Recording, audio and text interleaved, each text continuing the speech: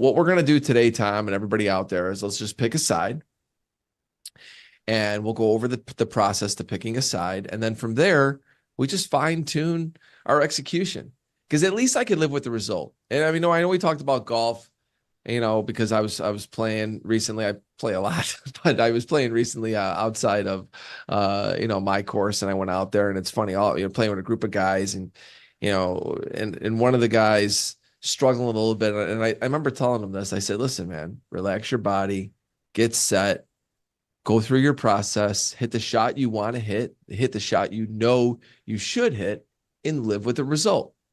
Same thing for trading.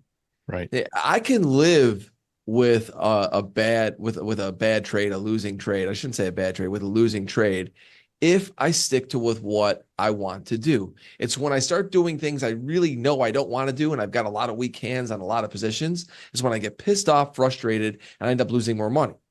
And so the key for me, really anytime, but specifically when you have divergent tapes, just pick a side and stick with it. Execute it very well. You can be long or short in this, really, if you wanted to. And I think that as long as you just pick that one side and stay picky, you can have a good result. And even if you lose, so what? You lose. It's part of the game. It's part of the business. But at least you're not over trading and you're doing stupid stuff. So I think that to me is the most important part in a market like this. And that makes, that makes complete sense.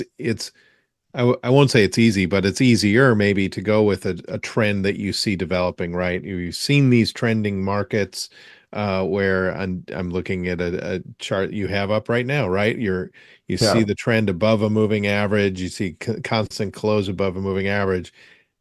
It's pretty easy to go with the flow, right? But when you're talking about sideways markets and divergent tapes and two-way trading and range bound, all these things, it's not quite as easy to say, well, let's go with the flow, because the flow is changing all the time. So you're right. I think it's easier to pick a side rather than pick both sides.